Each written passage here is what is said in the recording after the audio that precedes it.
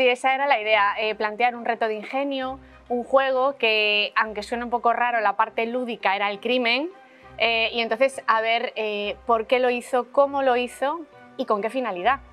Claro, es que la presentamos como una villana, todos la odian, y a lo largo de la novela el lector va a tener ventaja sobre el investigador, porque hay una única voz narrativa, pero cada vez que va a declarar uno de esos 8 potenciales asesinos que hay en la goleta, después vamos a ver en un par de páginas en 3 qué es lo que piensan de verdad, ¿no?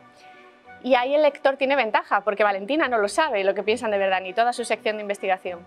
Y entonces es cuando vemos si estos potenciales asesinos, testigos, son tan buenos como ellos dicen que son, si realmente Judith Pombo era tan malvada, o si solamente atacaba antes de que la atacasen, o si realmente estos testigos, estos odiadores, resulta que es que le tenían manía a Judith por el poder que ella manejaba, la envidia, el dinero, la propia frustración de ya saber que nunca van a llegar al nivel de ella o a la determinación de ella.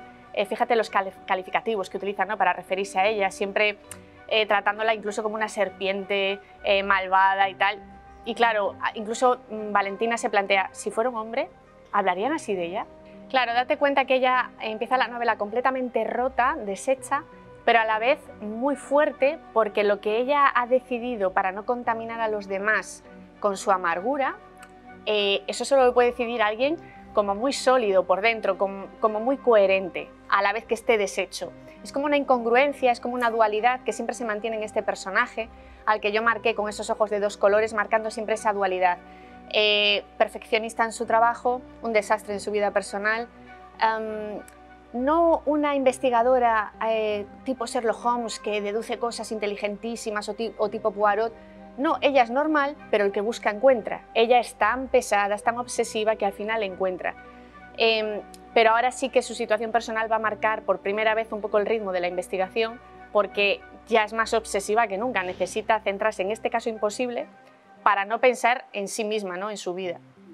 Bueno, el sargento Ribeiro es como, parece un poco el único normal, el único que tiene una inteligencia emocional equilibrada, que acompasa su vida personal con su vida laboral, lleva siempre su libretita, como es exasperantemente tranquilo, siempre anotándolo todo, ¿no? También te pone un poquito de los nervios y dices, eres demasiado normal ya, ¿no?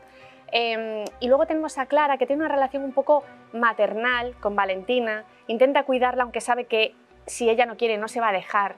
Y aparte aporta la ciencia siempre en mis novelas, y en esta más que nunca va también a influir en la resolución del caso, pero porque en todas mis novelas de la serie nunca Valentina, insisto, no es un Sherlock Holmes, no es un Poirot, siempre necesita de los demás y al final equipo, ¿no? Sí, es un equipo y todos funcionan con todos, ¿no?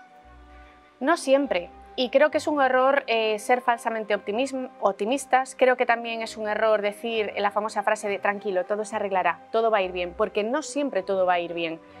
Tendemos a enfocarlo todo desde un punto de vista occidental, desde un punto de vista de una sociedad realmente acomodada, si partimos de aquí, ¿no?, de España y de un nivel medio. Pero olvidamos otros múltiples puntos de vista de otros muchísimos lugares del mundo y sociedades e idiosincrasias. Y entonces me alucina que nuestra burbuja sea tan diminuta, ¿no? Entonces, no siempre va a salir todo bien y sí, hay dolores irremediables, hay culpas profundísimas y que a veces no somos capaces de navegar con ellas. A veces nos pudrimos por dentro y nos vamos al fondo con ese dolor, que sabemos que es irremediable, la pérdida de un hijo, la culpa por algo muy grave de lo que sabes que eres responsable, por ejemplo. Y otras veces, no siempre, aprendemos a caminar con esa oscuridad en nuestro interior y navegamos sobre las aguas y llegamos hasta la orilla y nos deleitamos incluso con esa pureza de vivir, ¿no?, con el respirar. Pero eso no siempre sucede. Claro, es que él, lo curioso es que ha recibido el mismo golpe, digamos, que Valentina, y sin embargo él lo afronta desde otro punto de vista, quizás con una inteligencia emocional como más templada, a pesar de que él como que lo lleva más por dentro, ¿no?, como que hace más lo previsible, lo que todos entenderíamos como normal o previsible, y es ella la que se sale del camino. Creo que hace un tándem de equilibrio entre esa fuga que ella pretende hacer a nivel emocional y entre lo previsible, ¿no? Y es como cierto equilibrio de puedo vivir sin ti, pero no quiero. Hagamos un equipo, ¿no? Claro, arranca la novela, con esto no hacemos ningún spoiler, con Pablo Ramos, que es un chico muy joven que esquiando pues se queda parapléjico y él, ante ese punto irremediable en su vida, sí es capaz de rearmarse. Vemos muchos tipos de dolor, ¿no?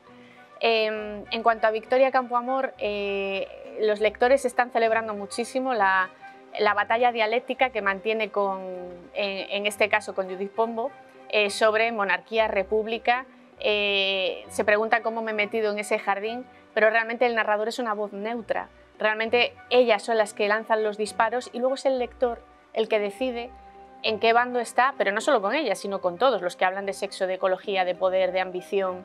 Es el lector el que decide por dónde va, o con uno o con ninguno, o con un poquito con ambos, pero no es el narrador, ¿no? Sí, mi idea era hacer un guiño a las novelas de misterio de habitación cerrada, finales del XIX, principios del siglo XX. Y bueno, yo la solución la tenía desde el principio, porque si no tampoco se me habría ocurrido meterme en ese jardín ni loca, porque planteaba algo imposible, ¿no? Realmente quise hacer este guiño porque era un reto personal, un reto literario, y me parecía divertido este juego con el lector, y intentaba que fuese coherente, que había soluciones en este tipo de novelas que a mí no me convencían mucho, eran ingeniosas, pero a lo mejor se resolvían con una culebra, que era la asesina porque se metía por un agujerito chiquitito, o con una abeja, o con un orangután en Los crímenes de la calle Morgue, con Edgar Allan Poe. Entonces dije, bueno, está bien, es ingenioso, podría haber sucedido, un caso entre un millón, pero podría haber sucedido, pero yo quiero algo que sea como muy rotundo, que la solución me la dé siempre la razón, la historia y la ciencia, no quiero algo tan fantasioso. Y sentí que lo había encontrado, y construirlo no fue tan difícil en sí como solucionar el tema, el crimen, sino darle coherencia a ese odio que tantos personajes por temas tan diversos tenían hacia la víctima. Claro, esto para mí era importante porque yo sé que siempre mis queridos lectores se la saben todas y van a querer ir a buscar cómo esto no puede ser. Entonces siempre aporto una solución o un personaje mucho más sencillo y mucho más modesto de lo que en la vida real atenderíamos como verosímil o como factible o como real, ¿no?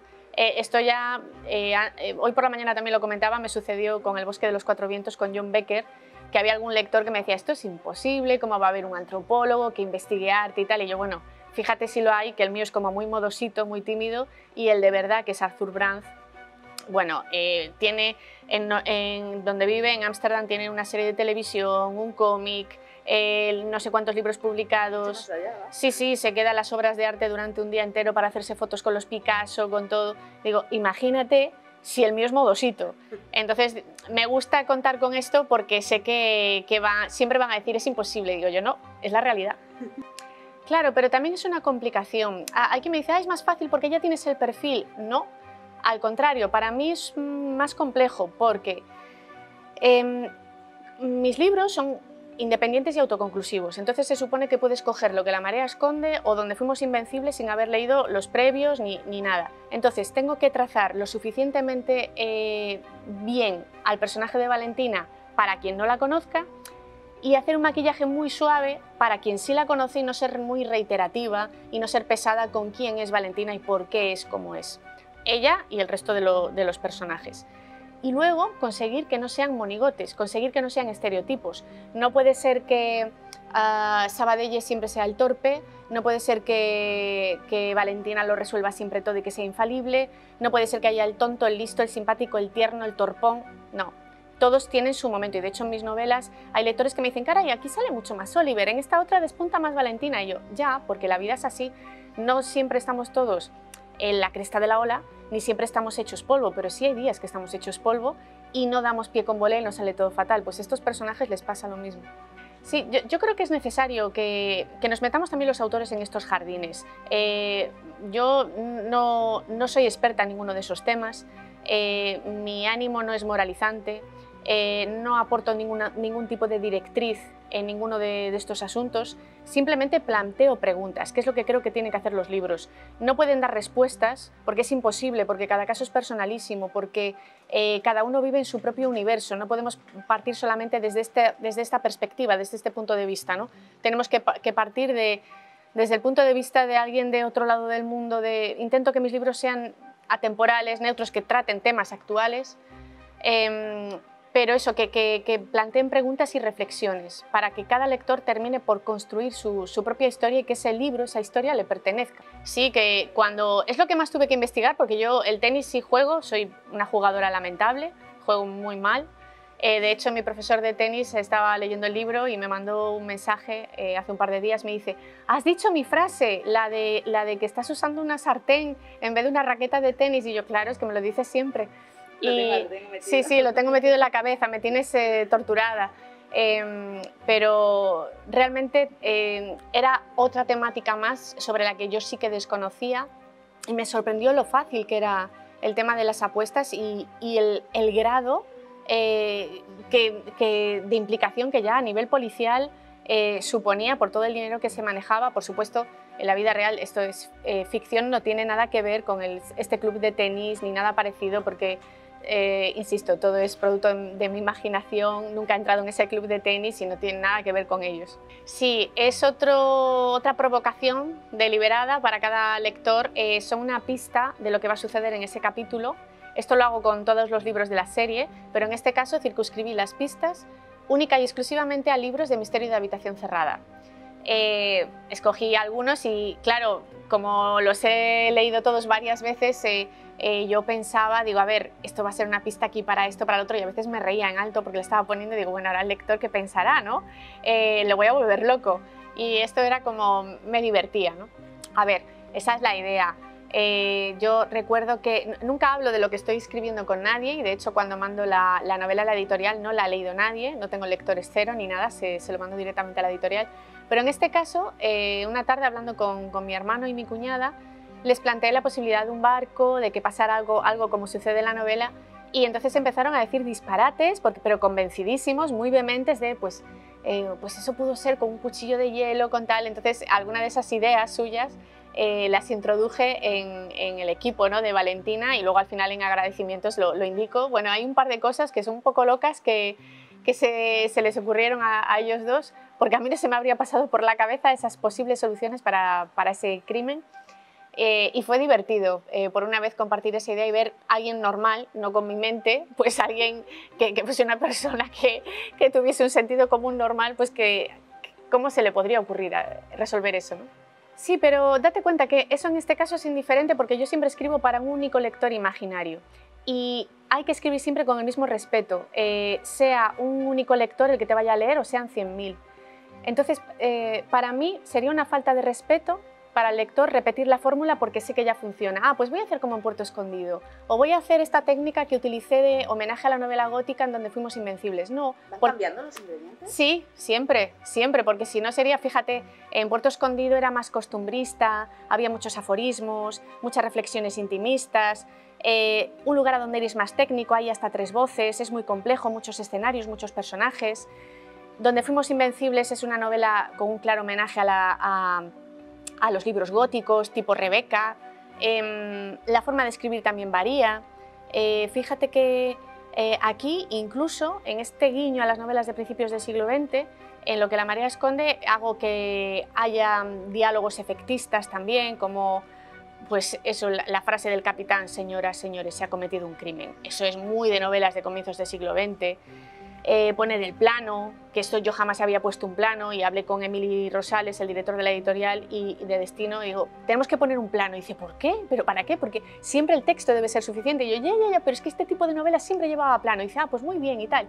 Entonces ponemos el plano del barco en este nuevo guiño que a lo mejor algunos pues no se dan cuenta, dicen, ah, pues ha puesto un plano porque sí. Para mí cada libro requiere una forma de escribir distinta, aunque se note que soy yo, que hay un fondo similar. Y esto también me pasó incluso con el libro que no está en la serie, con El bosque de los 4 vientos. La voz del siglo XIX está escrita con un registro literario completamente distinto, el vocabulario, claro, todo muy diferente. ¿Por qué? Porque no es porque sea necesario reinventarse todo el rato ni hacer golpes de efecto. Para nada, al contrario, hay que evitar los trucos y que la vocación sea literaria, que el libro sea tan bueno que no sean necesarios esos trucos, pero que cada trama pide su forma de ser narrada, o al menos para mí.